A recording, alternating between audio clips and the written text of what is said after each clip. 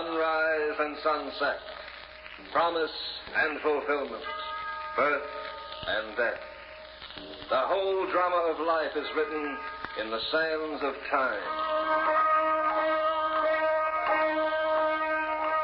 We present a new series of radio programs, The Clock.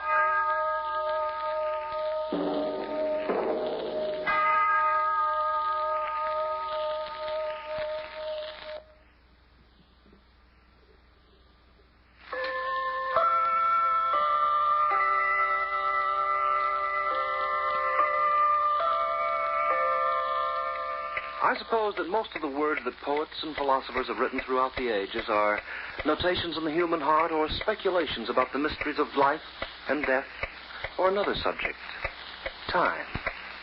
For instance, the other night I was browsing through an old book of quotations by famous authors. One quotation I remember went something like this: "Know the true value of time. Snatch, seize, and enjoy every moment of it. No idleness or procrastination. Never put off till tomorrow what you can do today." And as I read it, I wondered if Bill Phillips had read that, would he have gotten the point? Would he be doing what he is doing now? It's hard work, and I don't seem to be getting any place. The serial number is 4E29815. Make of lock, standard speed. Intermeshing spring. I've opened a lot of them before, never had any trouble. That's my business, opening bank vaults. This lock's a tough proposition. Maybe it only seems tough because I'm excited and I'm getting a little shaky. Because I'm working against time. Here I am on the most important job of my life, and I can't figure the combination. The vault won't open.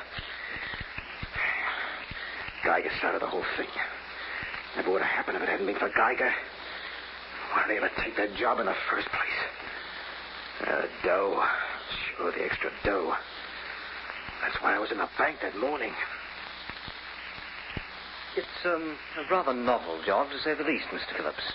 Well, how's that? Well, we'd like to engage you to unlock our safety deposit boxes when keys are lost or misplaced. Well, I don't get it, Mr. Geiger. Well, you see, Mr. Phillips, bank policy prohibits our retaining a master key. Therefore, the owner of the box is given both keys. Well, they're very often lost. So you need a Jimmy Valentine, eh? Well, I'm afraid it's not quite that romantic, Mr. Phillips. We simply require a reputable locksmith to open the deposit boxes under bank supervision, you see. By the way, your company informed us that you're familiar with the Shilby lock. Oh, I helped build it. Oh, then you should be well qualified for the assignment.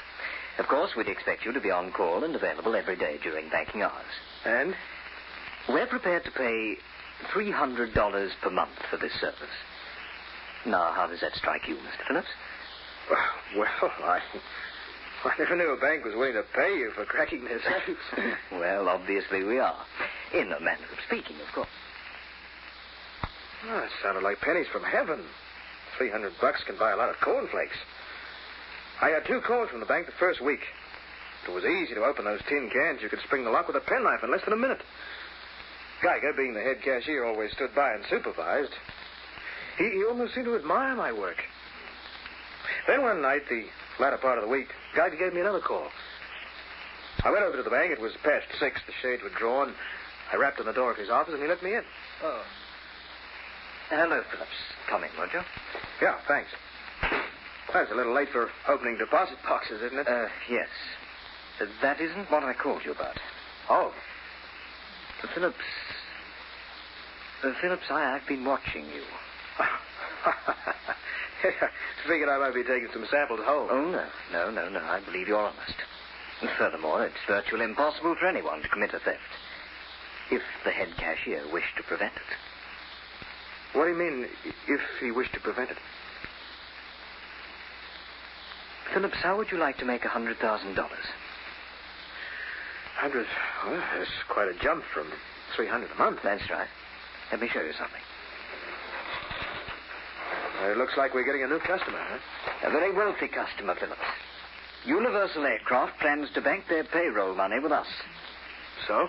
There will be over $200,000 in our vault next week.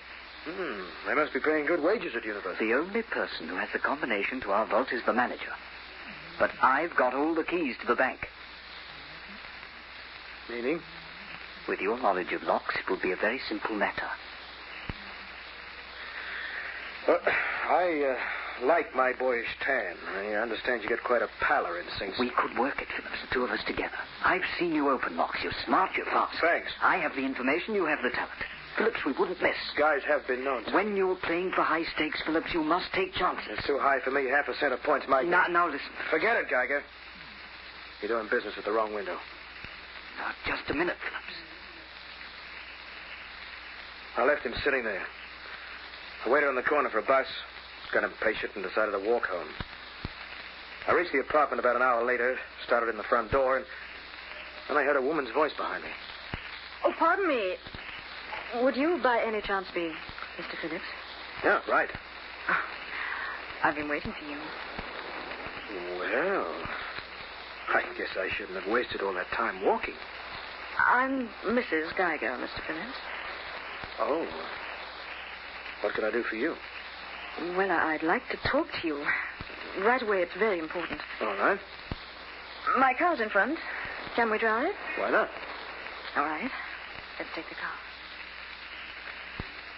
We got into her convertible. It was a nice-looking job, but she had better lines in the car. We drove down 8th Avenue, past the park. It was some time before she said anything. Mr. Phillips, forgive me for coming to you like this, but it's about my husband. What about it? George has been taking money from the bank. Well, what do you know? It's gone on for more than a year now. Why are you telling me? Well, he plans to steal more. He told me he was going to ask you to help him. Yeah? Are you going to do it? No. Oh, I'm glad. I don't think you are. Now, what do you mean? Well, it doesn't add up, that's all. Geiger's your husband. If I go into the deal with him, he gets clean with the bank. He'll never be suspected. Well, that is, it's 100 to 1 against him being suspected. Yes, but... Well, so he'll be pretty safe. At least until he gets another bright idea. What's the matter, Mrs. Geiger? Don't you like your husband? How dare you? Relax, Mrs. Geiger. I don't know what all this is about, but there's one thing I do know. I don't want any part of it. Now, you can stop this trolley. I transfer here. Got out of the car and walked away. Somehow I could smell fish frying, and it wasn't Friday. Yeah, she was up to something, I was sure of that. I tried to figure out what she wanted from me. Couldn't get a total. All they had to do was open that safe for Geiger, and both their worries were over. So why did she take all the trouble to warn me off? Maybe she was tired of her husband. Well, then why didn't she just turn him in and let it go at that? Yeah, why didn't she... All of a sudden, I got a notion. Yeah. Made a lot of sense. Around 10 next morning, I was sure Geiger was at the bank. I called her at home. Would she join me for lunch at the Barber's On? She'd be delighted. I was waiting at a corner table when she walked in. I hope I'm not late. No. I just got here myself. Sit down. Thank you. You were asking me some questions last night, Mrs. Geiger. Now, I'd like to ask you one. Why, of course. Mrs. Geiger, when did you first decide you wanted to kill your husband? What? Surprised. Well, I gave the matter a lot of thought last night. That's how come I'm so smart this afternoon. You must be out of your mind. Oh, sure. You don't really believe that I plan to kill my husband? Not you. Me.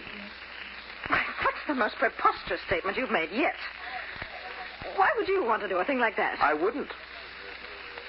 Unless you could get me to fall for you. What could be more ideal? Geiger sitting on top of 200 G's locked in a vault. Only you don't love Geiger anymore. You just love what's in that vault. Listen, Mr. Phillips. So you find a nice, personable young man with a knowledge of locks who can help Geiger open the vault. Are you quite finished? No, not quite. You see, you suggest to this young man that after he removes the money from the vault, it might not be a bad idea to close the door on Geiger. He'll be found dead. The police will check the shortage, blame Geiger, and boy and girl make off with $200,000. That's very clever. Isn't it, though? Then, according to your plan, all I have to do now is to get you to fall in love with me. That'd be kind of hard to do. Would it? Why? Well, I don't even know your first name. It's Kitty. Oh? Hello, Kitty.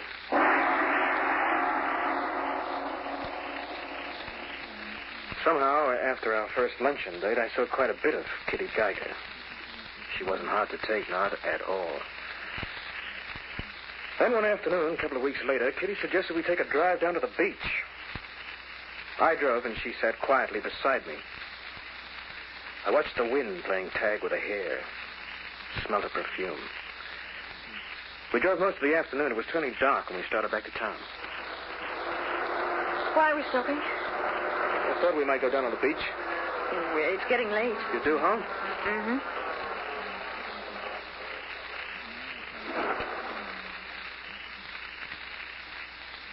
Kitty, Yes? how did you happen to marry Geiger? Oh, I don't know. I thought I loved him. Did you? No. No, I didn't. But you wanted to. And you figured he could give them to you. Maybe. Kitty, how do you feel about me? Well, I like you. I like you very much. Anything more? Maybe. Is that the truth? Yes. That's the truth. Okay, before you go home, you can drop me at the apartment. I want to call Geiger. Bill. I'm going to do it for you, Kitty. But if you ever double-cross me, I'll kill you.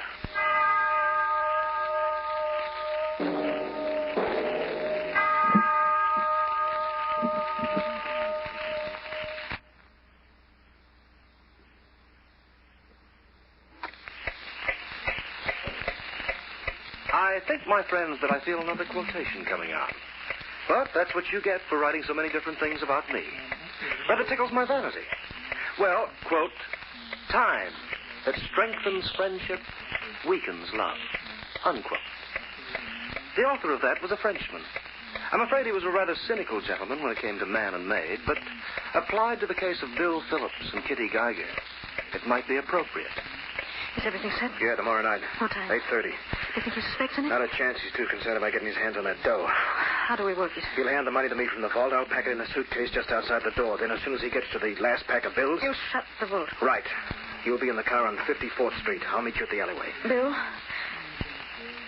after you do it, how long will he live? An hour.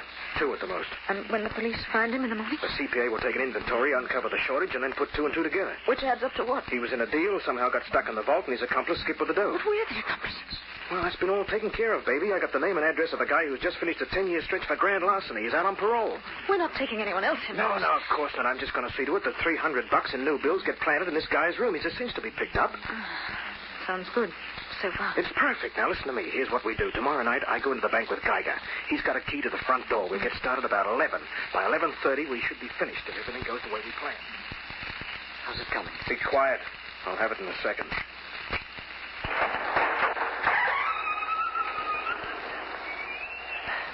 It worked.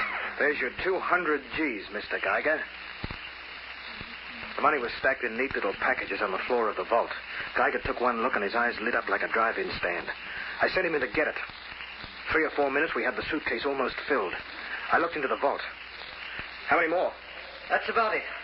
Just these bills here, and we'll be ready to... Phillips? Phillips, what are you doing? Phillips, aren't we going to take the rest of the money? No.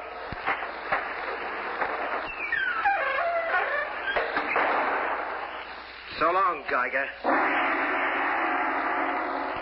I went to the side door, unlocked it with Geiger's key, started to step out into the street and tripped over something. And then it happened. Somehow I'd set off a burglar alarm. There wasn't much time to lose. I told Kitty to drive over to a rooming house on 2nd Avenue. The guy who was to plant the dough for me was waiting on the corner. I gave him 2 envelopes. One was the 300 in new bills. The other contained 300 unmarked bills. This second envelope was for the gentleman's trouble. Even frame-ups are expensive these days. Then Kitty and I circled back over to Broadway and 45th Street. I took the suitcase into a bus depot and checked it in a pay locker. I gave Kitty the key. We were both a little jumpy by then, so I suggested we go someplace for a drink. We had 2, 3, 4, who knows? How do you feel, baby? Oh, I feel wonderful. Wait a minute, Kitty. What's wrong? Listen. I'll leave this for the bill. Come on. All right. Extra paper. Get your new extra paper. Boy. Read all about the big... Boy, let me have one of those, huh? Here. Thanks. Read all about the bank robbery. Extra paper. Read all about it. What is it? That burglar alarm. They got to the safe in time. Geiger's alive.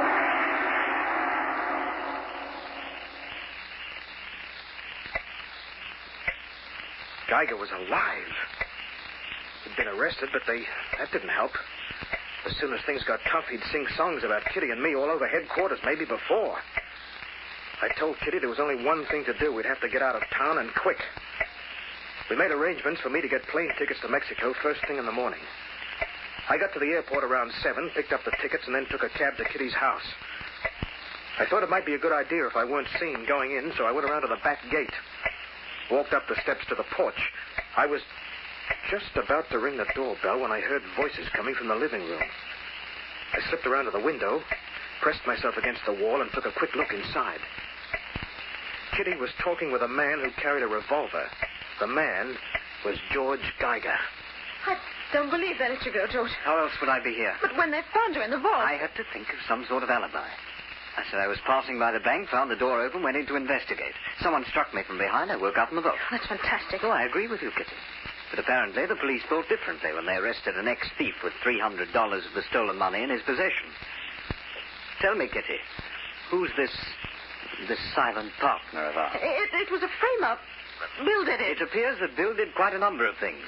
Among them, shutting the vault on me. George, I didn't know he would. I didn't know anything about it, believe me. Kitty, I haven't the faintest desire to believe or disbelieve you. I'm only interested in one thing. Where's the money? Bill has it. Where? George, I'll make a bargain with you. I'll tell you where it is if you'll forget what's happened. George, we can start again with that money. We can be happy again.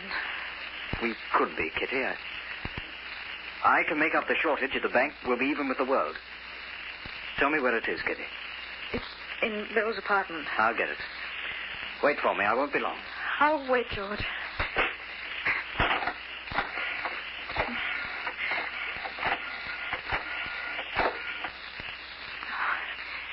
Hello?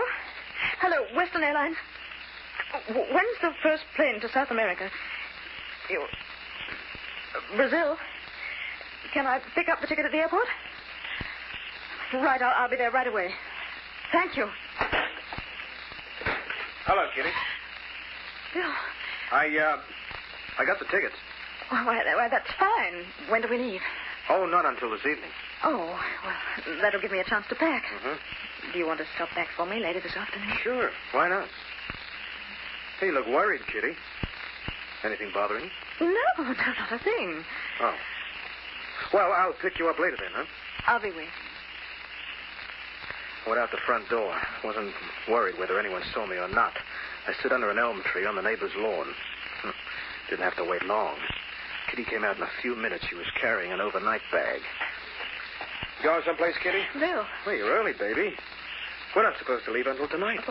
Well, you see, Bill, well, there are some things I have to do. Sure. I understand. But first, you and I are going to do a little sightseeing. Bill?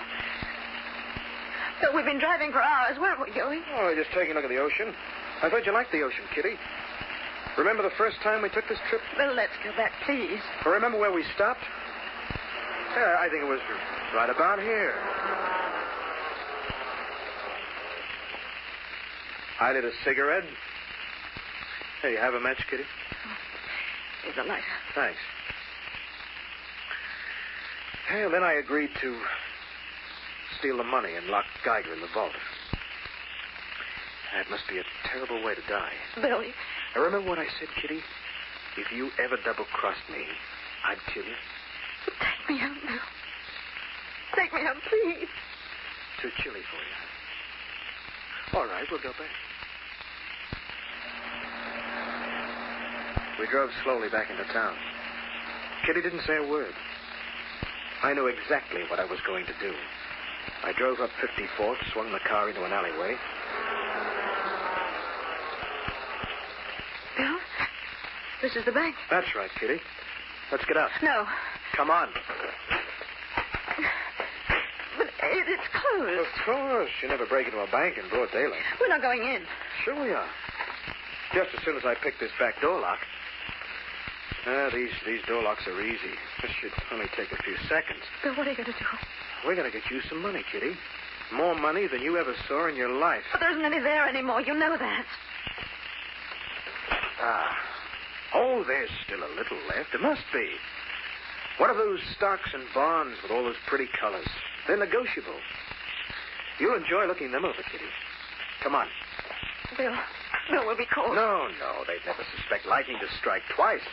Anyway, we're too smart for them, Kitty. You take me, for instance. I'm a real clever guy. That's why you went for me, isn't that right? Now, I want you to watch this, baby. I'll show you just how clever I am. Bill, no, please. There's one tumbler. Easy now. There's the releasing spring. Bill. Hey, take a look, Kitty. Take a good look. That's the stuff people lie and cheat and steal for, even kill for. And it's all yours. I'm giving it to you. Every dollar. Well, don't stand back there, Kitty. Come closer. You can see it better. Come on, come closer. Makes you feel just like a kid in a candy shop, doesn't it? Look at it, Kitty. Look at it for the rest of your life. You look at it for the rest of yours. Hey, Kitty!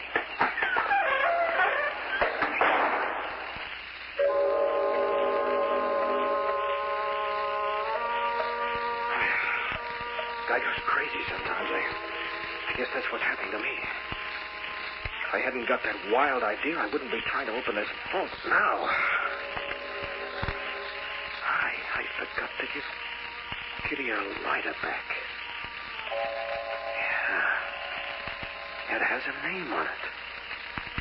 And I've been using it to work with. The fluid's almost gone now, and this job's beginning to look hopeless. I need more time. I know. I'll write a note. I'll write a note telling the whole story and wrap it around the lighter. The police shouldn't have any trouble piecing the case together. The lighter's gone out. I'm going to have to give up. It seems funny. With all my knowledge of locks, I can't open a simple affair like this. Of course. I've never tried to open a vault from the inside before.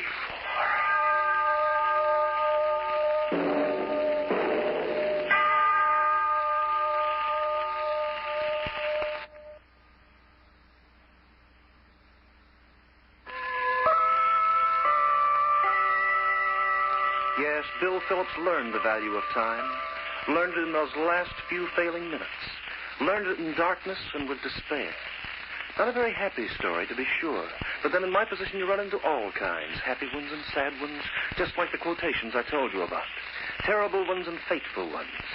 I see many who use their hours wisely, and others I see, too, who waste time.